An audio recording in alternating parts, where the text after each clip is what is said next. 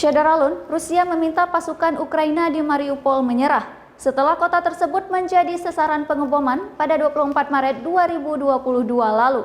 Selain itu, hampir 4.000 warga sipil dievakuasi pada Minggu 20 Maret 2022.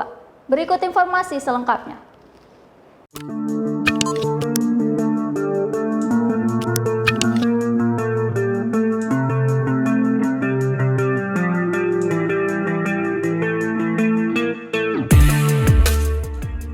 Syederalun, Rusia meminta pasukan Ukraina di Mariupol menyerah setelah kota itu menjadi sasaran pengeboman sejak penyerangan pada 24 Februari 2022 lalu.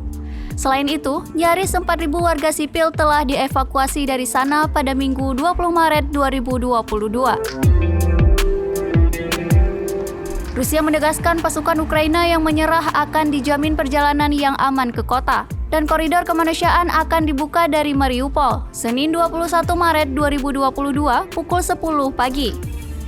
Irina Vereshchuk mengatakan 7.295 orang telah dievakuasi dari sejumlah kota di Ukraina pada Minggu. Sebanyak 3.985 diantaranya berasal dari Mariupol. Vereshchuk menegaskan pemerintah Ukraina berencana mengirimkan 50 bus dari Mariupol untuk dievakuasi lebih lanjut. Rusia dan Ukraina telah membuat kesepakatan sepanjang perang di koridor kemanusiaan untuk mengevakuasi warga sipil. Dewan Kota Mariupol sendiri pada Sabtu 19 Maret 2022 menegaskan ribuan warga Mariupol telah dipindah paksa ke Rusia pada beberapa pekan terakhir. Pihak Rusia sendiri menegaskan bus-bus yang berisi ratusan orang itu merupakan pengungsi Mariupol yang ditempatkan di Rusia.